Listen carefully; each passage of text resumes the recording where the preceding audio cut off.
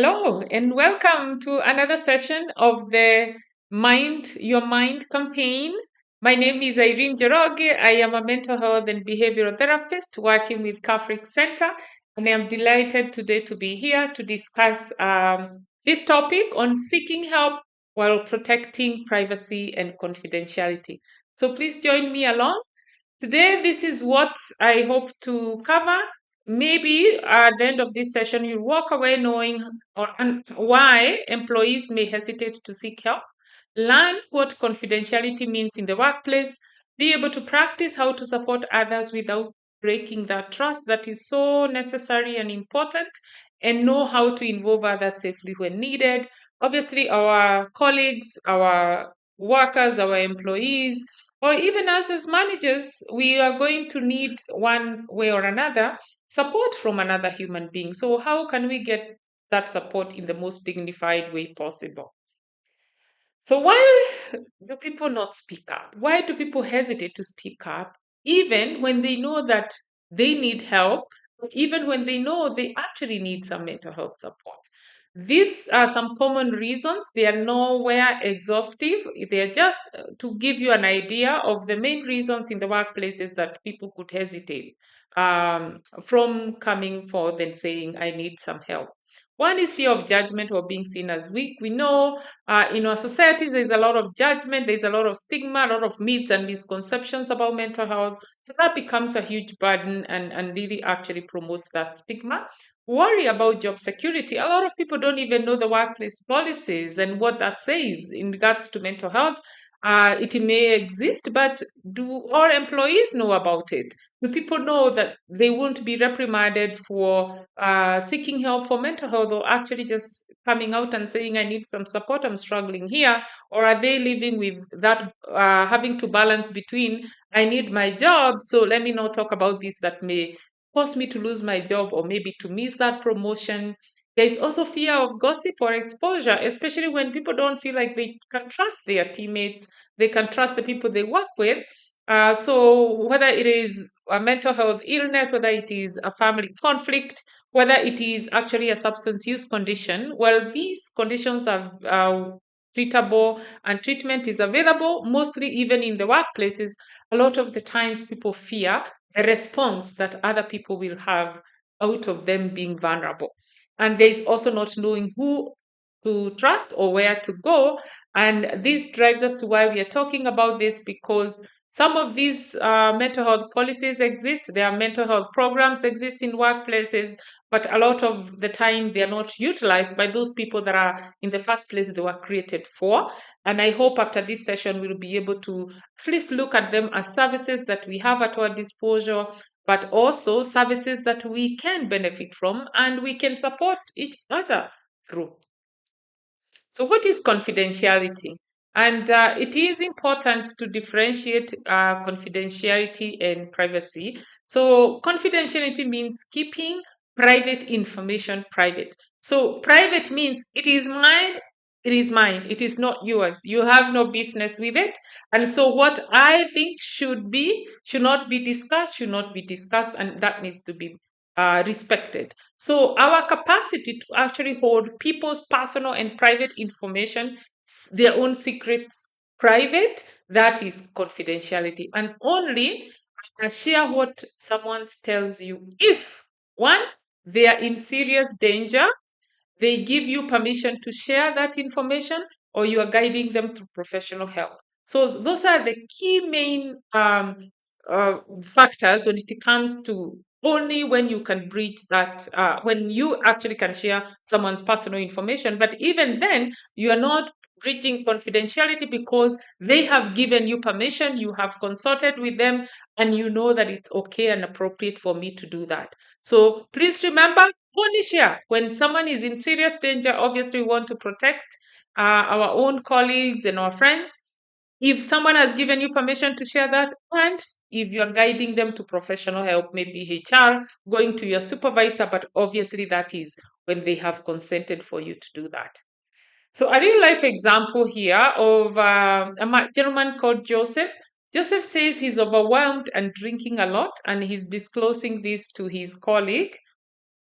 And One of the things that we may see with a colleague is, first of all, there is a lot of trust that is being communicated just by the fact that Joseph is coming out and making himself vulnerable to share this very personal information. So, how do we promote confidentiality in this case?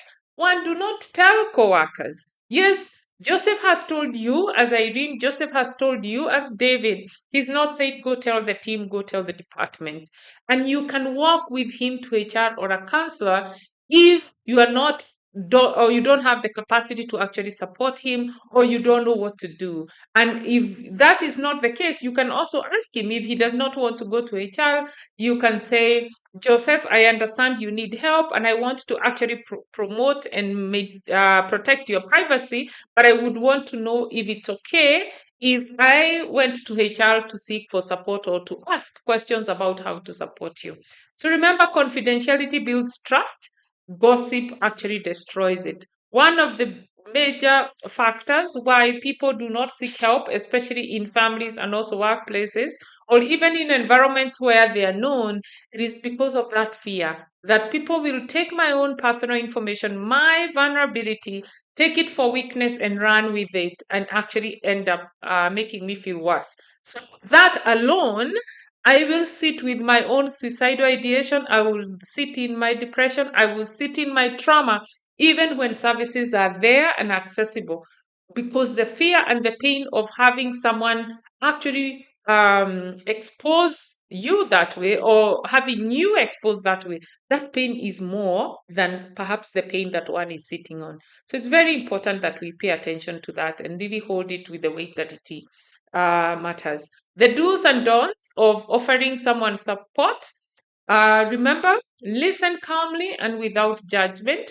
When someone is sharing their private matters, when someone is sharing their pain, their suffering, it is important that we demonstrate that we care and we have that supportive presence, that what they're saying to us is important and it's actually worth, and they are worth our time. So, can I listen calmly without interrupting them, without perhaps feeding into it, without perhaps even offering solutions?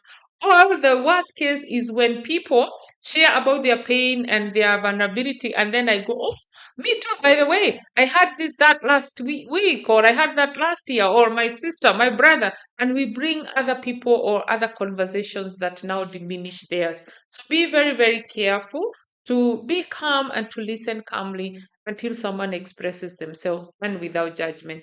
Respect privacy, very, very important, that what has been told to you only belongs to your ears. That is another person's life. That's another person's privacy and personal information.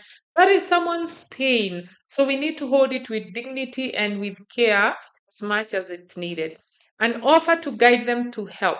Yes, when someone reaches out to you, they're not just telling you so that you have this new information. They're not just telling you so that now you know why they're suffering. They're telling you perhaps because they're looking for support. So in this case, it's important to ask, thank you for trusting me with your personal information. Would you want me to help you or facilitate you getting some help? Or how would you want me to support you going forward? So that is offering to guide them, even when you may not know the answers, just the mere expression that you have the desire to want to help them to get the support they need. People sometimes feel so vulnerable, they may feel so overwhelmed that on their own they may not be able to walk to HR or to their supervisor and say, I need some time off this afternoon, I am not okay. But just having that trusted person that they can go to who becomes the advocate is so important. Please don't make jokes about it. It is another person's life. It is very, very personal and private. And what may seem very minor and very non important to you, it could be life threatening and very, very important to the other person. So please respect that. Do not share their story without consent. Yes, even if you are to go to the supervisor or manager, remember, please check in with your colleague. Is that okay? I am going to HR. This is what I'm going to say. I'm going to a supervisor. This is what I'm going to ask for. And please don't promise to keep secret if someone is in danger. Yes, if someone tells you, you know what, I have reached the end, I cannot take it anymore, I don't even think I'll make home tonight. It is very, very important that we know those are serious threats to one's life. Yes, they are threatening their own life, and we have a responsibility to help keep our peers and our colleagues safe. So, very, very important. Do not keep it a secret if you notice they are in real danger, either of hurting themselves or hurting somebody else. If they are making threats towards a calling, they are so angry and they're saying they will see me, I carried a knife for them from home. So those are threats that we need to take seriously. And now those warrants us now bridging that confidentiality line and contract by saying, I understand this is important to you and I understand you are in pain, but I need to keep you safe and I have to notify someone, whether the person that can help you or notify the person that you are threatening that actually their life could be in danger as well. Okay. So, how do we support without breaking that trust? I have some suggestions or some statements that you could say, and these statements really offer that sense of calming presence and listening ear without someone feeling like we're judging what they're telling us or we are actually have any need to do anything with that information other than to just support them. So, when Joseph says this to you, you could say, would you like me to walk with you to someone who can help? Maybe that is a supervisor. Maybe that is a peer counselor in the work environment. Maybe that is maybe a mental health professional who has a clinic or comes to the work environment. Maybe it's HR. Okay. And the other thing to say is remember, someone have already trusted you with your very confidential, very, very private information. So, one of the things we could say is, I won't repeat this unless you are in danger. And that is just so that they know anytime that they could be in danger and you have this information, you'll actually be able to get support for them. So you're not just diverging this information for the sake of it because you know it and you feel powerful about it. It is for the sake of getting them help. And also, the other thing to say is thank you for trusting me and you're not alone. Yes, we need to recognize that it's a privilege for people to come to us with their own pain, with their own suffering, and to trust us with that. It's a huge gift, even for someone to be able to be trusted that way. So, when someone gives you that privilege, do not abuse it. Please protect it and actually thank them for that privilege, but most importantly, for the trust of their being able to share their suffering, their painful experience, or their fear with us, and to always, always, always assure people that they are not alone. So, where can one get help? One, in workplaces, it is important to kind of orient yourself with what exists in your workplaces. If you're interacting with this content, most or obviously you know about CAFRIC. CAFRIC is a trauma-informed mental health services provider, and we provide both mental health treatment and also substance use rehabilitation and trauma processing. But in the workplaces, we have interacted with trained peer supporters, and these are not mental health professionals, but they're people like who you work with who have an interest to be able to support others, and in that case they may have received some training on how to do it and to do it safely. So that's a trained peer supporter.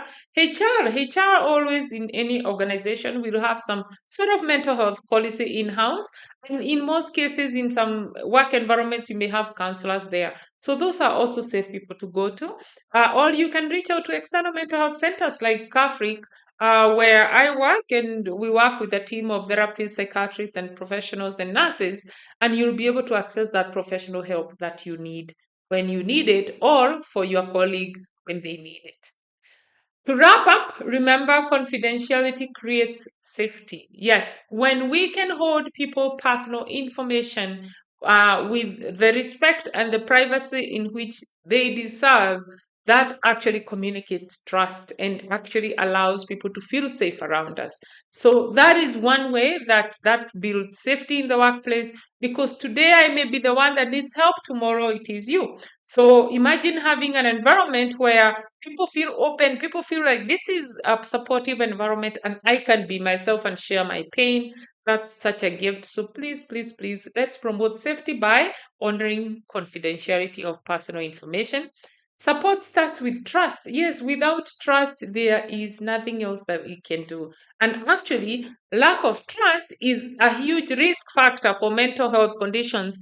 As you may have seen in the previous sessions of the Mind Your Mind, trust is key, both for promoting mental well being, but also to reduce that increased risk of mental health conditions in the workplace.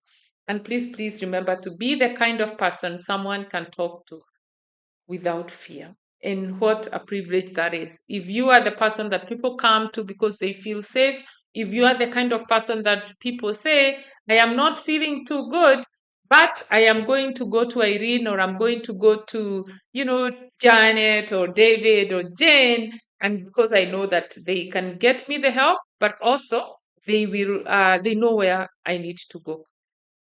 So if you need help, we are just a phone call away at Kafrik. That is our center that you see there. We provide care to both children, adults, male and female. Anyone is welcome. We provide inpatient treatment. We have 30 beds where we provide admissions for any form of mental health conditions or substance use needs, rehabilitation, and even behavioral addictions like gambling and shopping and sex addiction and all of that. We also have a vibrant outpatient clinic where we provide psychiatric assessments, therapy, and counseling. We do processing of trauma, childhood trauma, PTSD, and most importantly, for youth who have high risk and self harm behaviors. And we also have a lot of e learning programs like this one and others that you can reach out to, just wanting to understand yourself better, kind of having that level of emotional intelligence and emotional awareness that is such a huge protective factor for um, adequate and good mental well-being. So with that, I say thank you. These are our contacts here at Kafrik Center. Please reach out in any of those phone numbers. You are free to reach out. And if you know anyone struggling or you encounter any of your teammates who may need help from us, please know that we are just a phone call away and we are here to help. So thank you. I hope that was helpful. And please be your brother's keeper. Thank you.